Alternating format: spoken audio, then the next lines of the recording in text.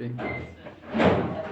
Height and distance का हम लोग देखिए पहला प्रश्न देखे थे ना। दूसरे प्रश्न को देखेंगे तो इसमें क्या कर रहे हैं कि एक पेड़ है जिसकी लंबाई आप मान सकते हैं कि यहाँ से लेकर के यहाँ तक अर्थात बी से लेकर के डी तक है ना पेड़ था ये। अब आंधी आने से ये पेड़ क्या हो जा रहा है कि टूट जा रहा है बीच से कहीं से, यानी डी से लेकर के बी तक इसके बीच में किसी भी जगह से वो पेड़ क्या होता है टूटता है। और टूटने के बाद ये पूरी तरह से नहीं टूटता है बल्कि यहाँ से हल्का से ये मुड़ जाता है। और जब ये मुड़ता है यहाँ से तो इसका पेड़ का जो शिखर था तो ये पेड़ का शिखर अब क्या हो रहा है कि झुक करके अब जमीन के सी बिंदु को यह स्पर्श करता है, यानी कि शिखर जो है वो जमीन के अब सी बिंदु पर आ जाता है। तो पेड़ जिसका पहले जो ऊंचाई था ये बी से लेकर के डी तक ये पहले ऊंचाई थी, लेकिन अब यहाँ ए बिंदु से टूट जाने के बाद अब ये टूट करके जो डी था वो अब डी का वास्तविक रूप अब सी आ चुका है। पहले जो डी था वो यहाँ पे सी के स्थान पर आ चुका है। तो और ये भूमि के साथ जमीन के साथ अब जो पेड़ का जो शिखर है वो 30 डिग्री का कोण बनाती है। तो 30 डिग्री का जो कोण बना रही है तो यहाँ पे भूमि और इस पेड़ का जो शिखर है जो जमीन को छू रहा है इसके बीच का कोण कितना 30 डिग्री का है। तो इसमें आपको कह रहा है कि पेड़ की कुल ऊंचाई ज्ञात कीजिए, यानी टूटने के पूर्व पेड़ की कितनी ऊंचाई थी। तो अभी टूटने के बाद अगर इसकी ऊंचाई कहें तो यहाँ से बी से लेकर के ए तक होगा और ए से लेकर के डी तक का जो भाग था पहले वो अब ए से लेकर के सी तक का भाग है अर्थात ए सी। तो अगर हम पेड़ की कुल ऊंचाई की बात करें तो पेड़ के कुल ऊंचाई में ये ए बी शामिल होगा और ये ए सी शामिल होगा, यानी कि ए बी और ए सी इन दोनों को अगर हम जोड़ दें तो पेड़ की कुल ऊंचाई तक हम लोग क्या कर सकते हैं पहुंच सकते हैं। तो इसके लिए क्या है कह रहा है कि ये जब ये पेड़ का जो शिखर था जो अब जमीन को छू रहा है इस शिखर से पेड़ के आधार बिंदु की जो दूरी है ये 8 मीटर है, ये 8 मीटर है।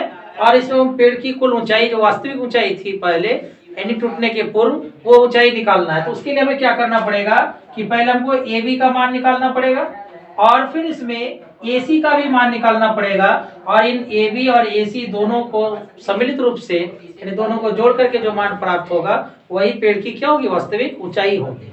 तो इसके लिए हम लोगों को पहले क्या करना है, यहाँ पर देखिए कि कोण दिया हुआ है तो ये हमारा क्या है थीटा है और थीटा के लिए अगर हम इसकी बात करें 8 मीटर की तो यह क्या होगा बी होगा अर्थात आधार होगा। अब हमें इसमें दो भुजाएं निकालनी है, एक AC और एक AB निकालना है। इस थीटा के लिए अगर ये B है थीटा के लिए क्या होगा P होगा अर्थात थीटा P और B यानी कि tan थीटा से हम इसका मान निकाल सकते हैं AB का। ठीक उसी प्रकार यहाँ पे थीटा है और यहाँ पर थीटा के लिए क्या है B है और ये क्या है थीटा के लिए H है। अगर हम cos थीटा अप्लाई करें तो उससे क्या होता है कि हम AC का मान निकाल सकते हैं और जब हम AB का भी मान निकाल लें और फिर हम AC का भी मान निकाल लें तब फिर हम क्या कर सकते हैं B से लेकर के D तक का कुल ऊंचाई निकाल सकते हैं। क्योंकि जो अब AD है ना जो AD बना हुआ है यानी कि जो अब टूटने के बाद अब AC बन गया है तो AC और AD दोनों क्या है एक ही है, लेकिन AD टूटने के पूर्व और AC जो है ये टूटने के बाद है। तो हम AB और AC को जोड़ देंगे तो कुल मिलाकर के यहाँ BD तक की दूरी तक पहुंच सकते हैं।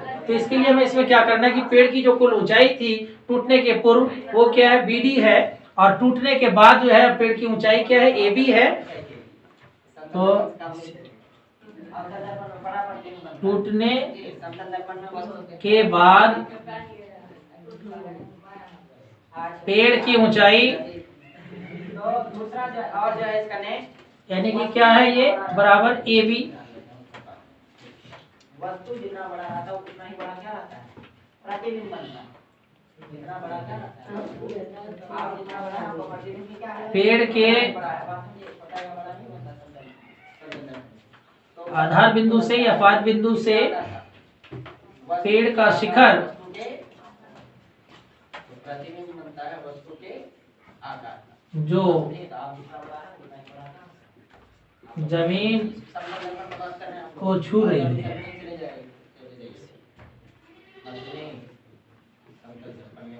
रही है की ऊंचाई है की लंबाई। उसके बाद तो वस्तु का प्रतिबिंब दर्पण के पीछे टूटने की दूरी तो ये दूरी कितना है BC और ये कितना दिया हुआ है 8 मीटर दिया हुआ है ना। और भूमि के साथ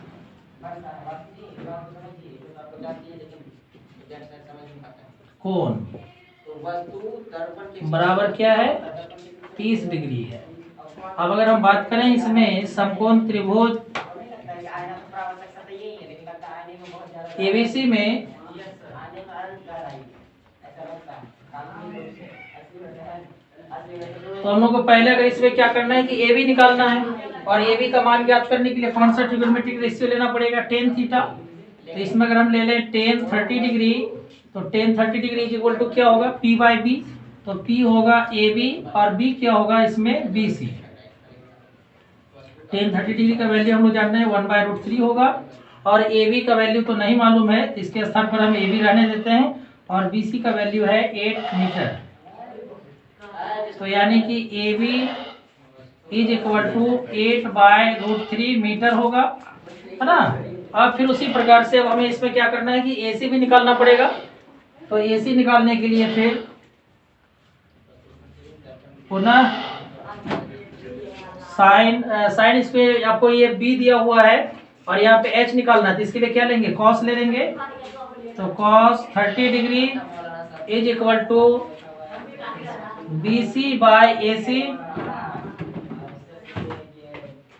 तो cos 30 डिग्री का वैल्यू क्या होगा, √3/2। तो √3/2 is equal to B c का वैल्यू क्या है 8 मीटर, और ए सी का वैल्यू नहीं मालूम है, तो यहाँ पर ए सी रहने देंगे। और √3 ए सी इज इक्वल टू 16 मीटर। तो ए सी इज इक्वल टू 16/√3 मीटर। तो अब इसमें क्या हुआ कि हम लोग ए बी का भी वैल्यू निकाल लिए और ए सी का भी वैल्यू निकाल लिए। तो पेड़ की कुल ऊंचाई के लिए हम लोग क्या करेंगे, ए बी और ए सी को जोड़ देंगे। तो पेड़ की कुल ऊंचाई बराबर ए बी प्लस ए सी। इसमें ए बी और ए सी का वैल्यू को क्या कर देंगे, जोड़ देंगे। तो ए बी का वैल्यू क्या था 8/√3 मीटर, और ए सी का वैल्यू है 16/√3 मीटर।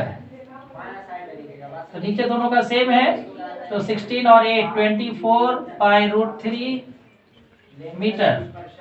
अब इसको लिख सकते हैं 8 × √3 × √3/√3 मीटर। √3 कैंसिल, तो 8√3 मीटर। तो इस प्रकार से ये ज्ञात हुआ कि पेड़ जो है आंधी में जो टूट गया है, टूटने से पहले जो पेड़ की कुल ऊंचाई थी यानी बी से लेकर के डी तक, तो उसकी ऊंचाई थी 8√3 मीटर। तो अगले प्रश्न में कहा जा रहा है कि स्कूल में फिसलन पट्टी का काम कराना है, जिसकी जिम्मेदारी एक ठेकेदार को मिला है। कह रहा है कि वहां पे 2 फिसलन पट्टी का निर्माण करना है। तो 2 फिसलन पट्टी जो बनाना है, तो एक अधिक ऊंचा फिसलन पट्टी होना चाहिए और दूसरा उसके आधे ऊंचाई का होना चाहिए। तो यहाँ 2 जो फिसलन पट्टी बनाई जा रही है, उसमें एक फिसलन पट्टी के शिखर की ऊंचाई यानी एक फिसलन पट्टी की ऊंचाई जो है वो 3 मीटर है, जो 5 वर्ष से अधिक उम्र वाले बच्चों के लिए बनाई जा रही है, उस योजना के तहत। और जो दूसरी फिसलन पट्टी बनाई जाती है वो 5 वर्ष से कम उम्र के बच्चों के लिए, और उसकी ऊंचाई जो है आधी है। जो बड़ी वाली फिसलन पट्टी है उसके ऊंचाई के आधी ऊंचाई के बराबर फिसलन पट्टी है, यानी कि इस फिसलन पट्टी की ऊंचाई है 1.5 मीटर, 1.5 मीटर। तो जो बड़े बच्चों के लिए जो फिसलन पट्टी बनाई जा रही है, वो फिसलन पट्टी जमीन के साथ 60 डिग्री का कोण बनाती है, और जो 5 वर्ष से कम उम्र वाले बच्चों के लिए जो फिसलन पट्टी बनाई जा रही है, वो जमीन के साथ 30 डिग्री का कोण बनाती है। तो ये जो छोटे बच्चों के लिए फिसलन पट्टी बनाई जा रही है 5 साल से कम उम्र के बच्चों के लिए, इसकी ऊंचाई 1.5 मीटर, और जो बड़े बच्चों के लिए बनाई जा रही है इस फिसलन पट्टी की ऊंचाई जो है ये 3 मीटर है। तो कह रहे इस तरह से जो 2 फिसलन पट्टी बनाई जाती है, जिसमें बड़े बच्चों के लिए बनाई जाने वाली फिसलन पट्टी की लंबाई ए बी है, और छोटे बच्चों के लिए बनाई जाने वाली फिसलन पट्टी की लंबाई सी डी है। तो ये ए बी और सी डी का ही मान हमें ज्ञात करना है, और जबकि दोनों की ऊंचाई ज्ञात है और दोनों फिसलन पट्टी जमीन के साथ कितने डिग्री का कोण बना रही है, अर्थात जमीन के साथ फिसलन पट्टी का जो झुकाव है उसका मान दिया हुआ है। तो यहाँ पर जो है कि हम लोग क्या करते हैं, कोई जरूरी नहीं कि इसी तरह का बनना है, अलग अलग जगहों पर भी बनाया जा सकता है, लेकिन यहाँ पर सिर्फ एक उसका सांकेतिक जो है कि जो चित्र है उसको हम लोग संकेत के रूप में दर्शाए हैं कि ये बड़े बच्चों के लिए फिसलन पट्टी और ये छोटे बच्चों के लिए हम एक ही इसमें जो एडजस्ट कर दिए हैं। फिसलन पट्टी अलग अलग जगह में बनाई जाए या एक ही जगह में उस तरह की व्यवस्था किया जाए, ये तो ये कि बनाने वाली योजना पर ये डिपेंड करता है। तो यहाँ पर जो बड़ी वाली फिसलन पट्टी यानी 5 वर्ष से अधिक उम्र वाले बच्चों के लिए जो बनाई जा रही है, तो बड़ी फिसलन पट्टी की ऊंचाई, तो जो बड़ी फिसलन पट्टी है इसकी ऊंचाई क्या है, AE, और इसका मान दिया हुआ है कि 3 मीटर है ना, एवं भूमि के साथ कोण,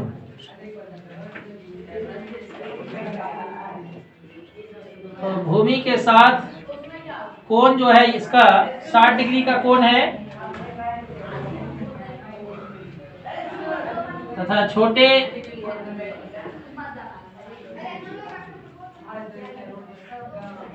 फिसलन पट्टी की ऊंचाई, इसकी ऊंचाई कितनी है, तो इसकी ऊंचाई CE बराबर 1.5 मीटर एवं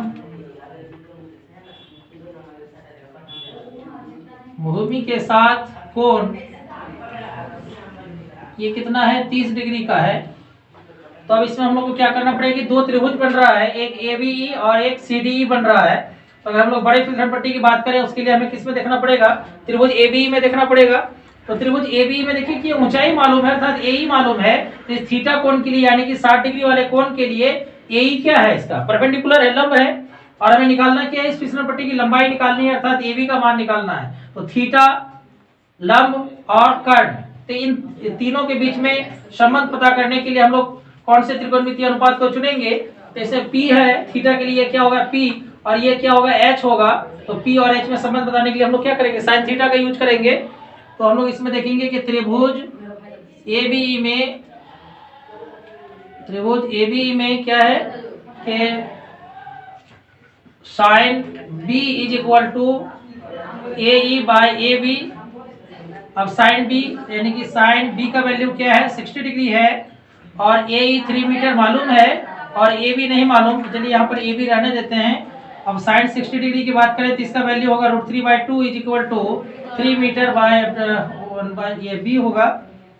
तो इसमें यानी कि √3 AB is equal to 6 metre, तो AB is equal to 6 metre by √3। अगर इसका रेशनलाइजेशन करना चाहें तो हो जाएगा AB is equal to 2 into √3 into √3 में हम इसको तोड़ सकते हैं, तब √3 कैंसिल हो जाएगा, इसलिए AB का जो वैल्यू है ये होगा 2√3 मीटर। तो यहाँ जो बड़ी वाली फिसलन पट्टी थी, 5 वर्ष से अधिक उम्र वाले बच्चों के लिए जो फिसलन पट्टी बनाई जा रही है, तो उसकी लंबाई कितनी होगी, 2√3 मीटर। तो ये निकल गया 2√3 मीटर का। उसके बाद अब जो छोटे बच्चों के लिए जो फिसलन पट्टी बनाई जा रही है उसके लिए हम लोग किसमें लेना पड़ेगा, त्रिभुज CDE में। तो त्रिभुज CDE में इसमें फिर क्या करेंगे कि ये थीटा के लिए क्या है, P है जो 1.5 मीटर दिया हुआ है, और जो निकालना है फिसलन पट्टी की लंबाई वो CD, इसके लिए क्या है, H है।